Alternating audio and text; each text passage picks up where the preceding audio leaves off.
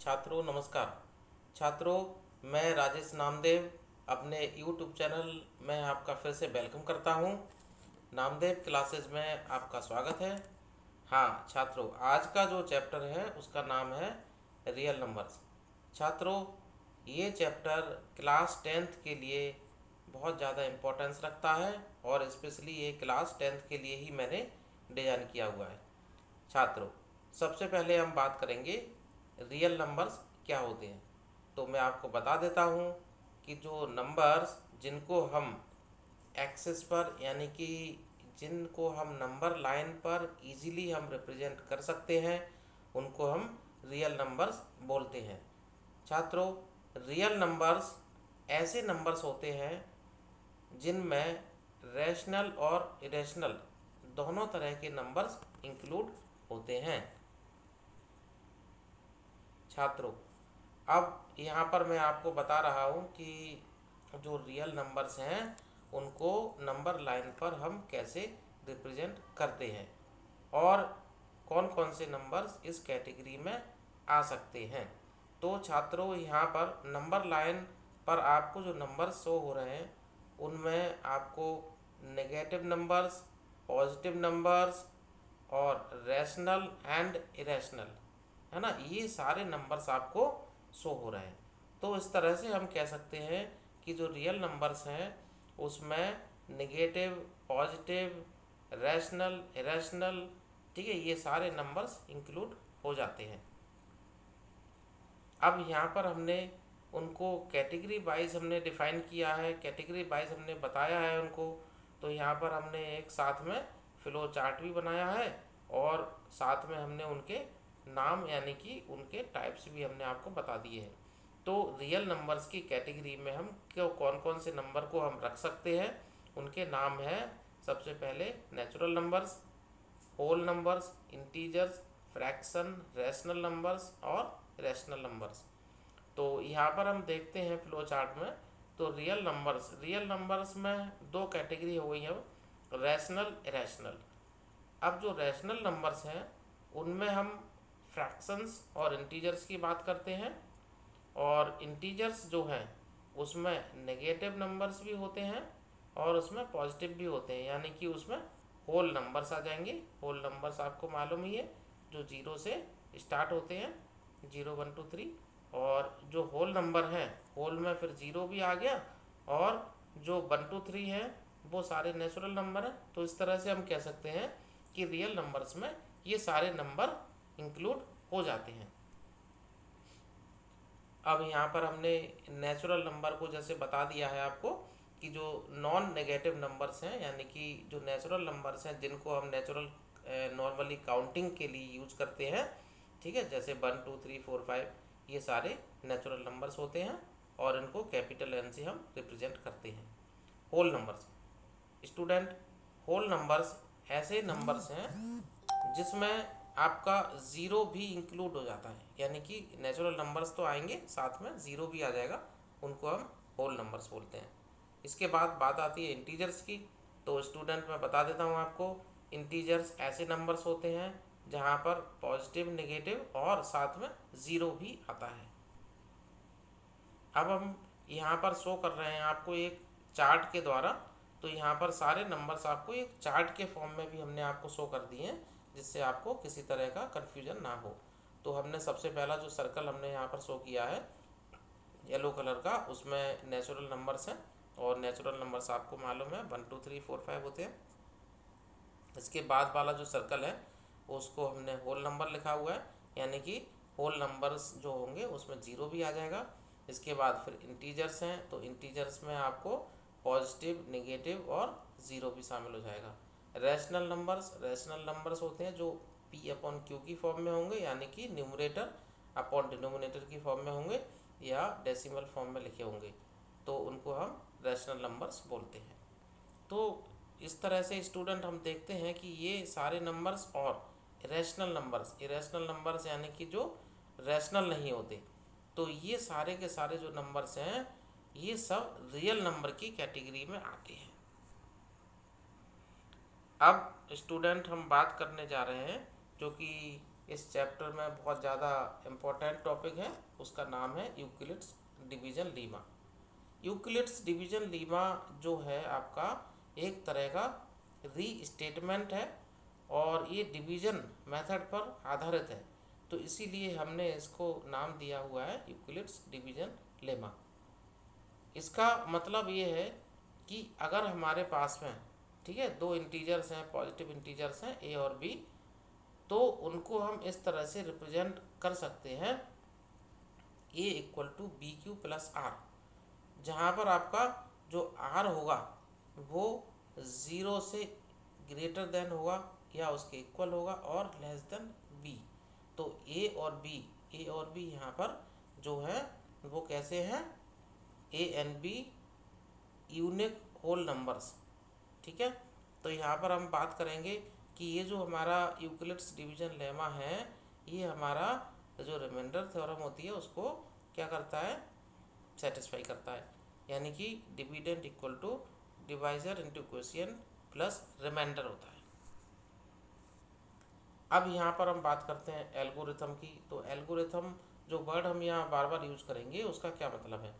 Algorithm का मतलब होता है कि एक algorithm gives us some definite steps, यानी कि एल्गोरिथम का मतलब होता है कि हमको कुछ स्टेप्स हमको फॉलो करने होते हैं, डेफिनेट स्टेप्स, वो स्टेप हम फॉलो करते जाएंगे तो हमारा जो एल्गोरिथम है वो तैयार होता जाएगा।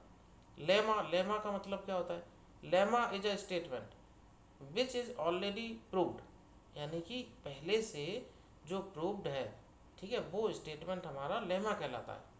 Is use for providing other statement, और इसको हम अदर स्टेटमेंट के लिए यूज करते हैं।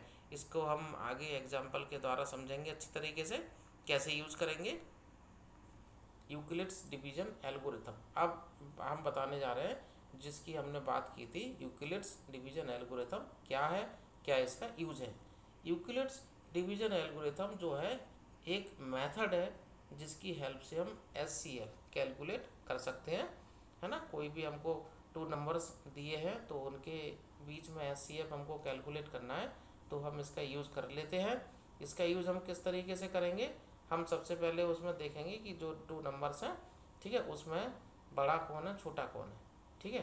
तो बड़े वाले को छोटे से डिवाइड करना है और उसको इस फॉर्म में लिख देना A equal to B Q plus R, और यहाँ पर जो आर होगा वो ज़ीरो से बी के बीच में होगा। आर इक्वल टू अगर ज़ीरो हो जाता है, ठीक है, आर इक्वल टू ज़ीरो हो जाता है तो हमारा जो एच सी एफ होगा वो क्या होगा, बी, ठीक है। और अगर आर ज़ीरो नहीं होता है तो हम क्या करेंगे, इसको अप्लाई करते जाएंगे डिवीजन मेथड को, और उसके बाद जब तक करेंगे जब तक कि वो रिमाइंडर आर ज़ीरो नहीं आ जाता। तो इस तरह से हम इसकी हेल्प से एच सी एफ को बहुत आसानी से कैलकुलेट कर सकते हैं।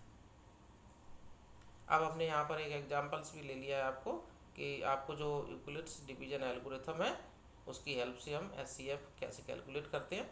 तो सबसे पहला जो स्टेप होगा, जैसे हमने लिया है 135 एंड 225, तो हमने लिया है इसमें 135 जो है 225 से लेस है, तो इसका मतलब ये हुआ कि 225 में 135 का हम डिवाइड करेंगे, तो डिवाइड करने के बाद में हमको रिमाइंडर मिलता है 90। तो हम इस तरह से इसको इस फॉर्म में लिख लेते हैं 225 इक्वल टू 135 इंटू 1 प्लस 90। तो यहाँ पर हमारा ए क्या हो गया 225, बी हो गया 135 और क्यू हो गया 1 और आर हो गया 90। अब हमने क्या किया 135 हमको मिल गया, ठीक है। अब 135 को हमने किया तो रिमाइंडर ज़ीरो नहीं आ रहा है, इसलिए हमको करना पड़ रहा है आगे, तो इसलिए 135 को ब्रेक किया तो 90 इंटू 1 प्लस 45 आ गया। अब इसके बाद हमने फिर आगे किया 90 के लिए, तो 95 को किया तो अगेन 45 इंटू 2 प्लस ज़ीरो। तो देखो अब हमको इस स्टेप में आर की वैल्यू ज़ीरो मिल गई, और रिमाइंडर ज़ीरो आने के बाद हम कह सकते हैं कि जो 45 के मल्टीपल में आ रहा है 2, ठीक है, वो हमारा वो क्या 45 क्या होगा हमारा 45 हमारा क्या हो जाएगा, हमारा एच हो जाएगा। तो इस तरह से हम यहाँ पर बहुत आसानी से एच को कैलकुलेट हमने कर लिया। तो एच क्या हो गया 135 और 225 के बीच में 45 हो गया।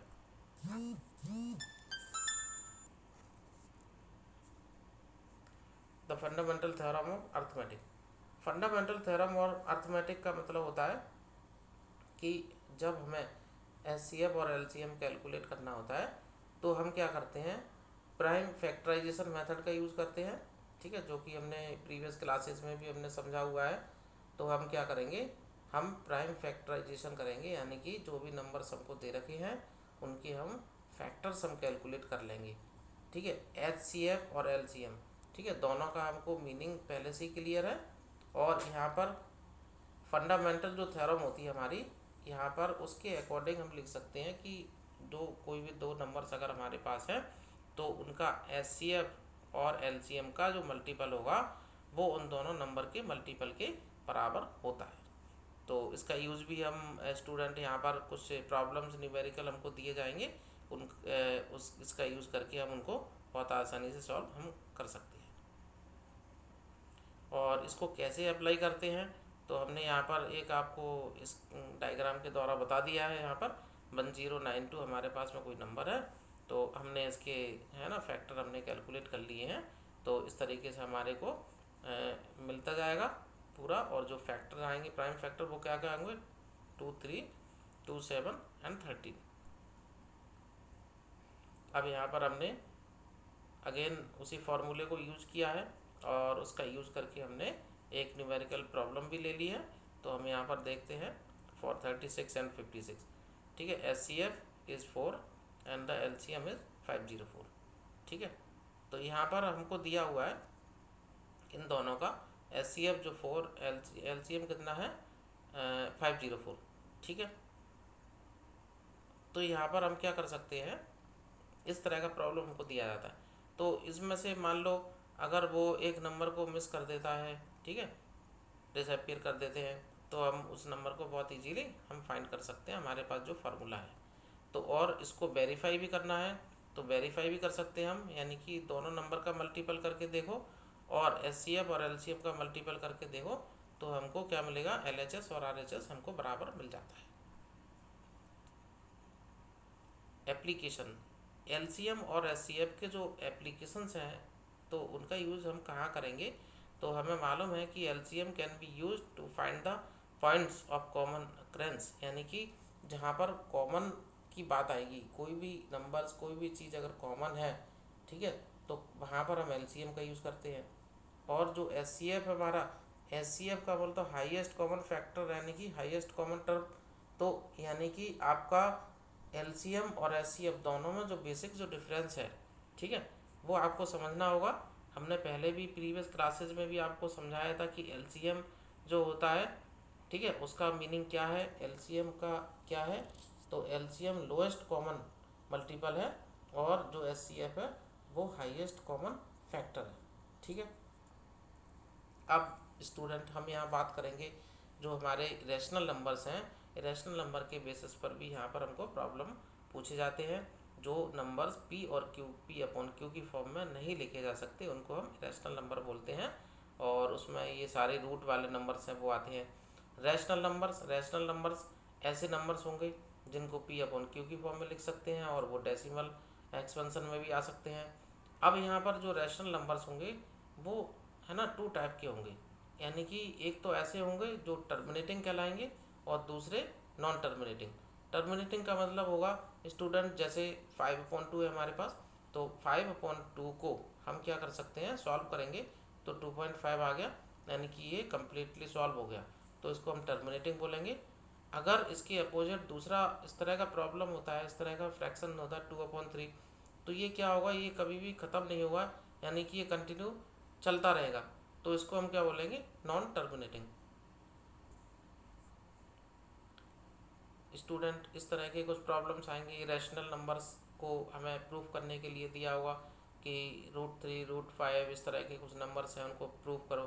तो इसको प्रूव करने के लिए हम क्या करते हैं, पहले इसको रैशनल मान लेते हैं और 2 जो नंबर्स हम लेट कर लेंगे वो को प्राइम नंबर्स होंगे, उनकी हेल्प से हम इसको प्रूव करते हैं। हम आगे जब एक्सरसाइज सॉल्व करेंगे तो हम प्रॉब्लम आपको सॉल्व करके बताएंगे। अब जैसे एक एग्जांपल्स हमने यहाँ ले लिया है इसीलिए कि आपको कम से कम इतना समझ में आ जाए कि करना कैसे है। जैसे लिखा हुआ है 6 + √2, इसको हमें इरेशनल प्रूफ करना है। तो हमें मालूम है कि इसमें √2 ऑलरेडी पहले से ही रैशनल है, तो आपको 6 प्लस √2 को करना है। तो यहाँ पर हमने इसको लेट कर लिया कि 6 प्लस जो √2 है वो रैशनल है, यानी कि a/b है। तो यहाँ पर √2 इक्वल टू आ गया a/b माइनस 6। अब यहाँ पर a and b are the integers, तो a/b minus 6 is also rational, ठीक है ना। Hence √2 must be rational. तो इसका मतलब क्या होगा, √2 है वो भी क्या होगा, रैशनल होगा। और ये जो है स्टेटमेंट वो कॉन्ट्राडिक्शन शो कर रहा है, ठीक है, इसीलिए 6 प्लस जो √2 होगा वो रैशनल प्रूफ हो जाता है। अब हम स्टूडेंट यहाँ पर लास्ट में एक जो टॉपिक हमारा इसकी हम और बता दें आपको कि जो नंबर्स हैं आपके, जो रैशनल नंबर्स हैं वो आपके हमने बताया था अभी कि या तो टर्मिनेटिंग होंगे या नॉन टर्मिनेटिंग होंगे।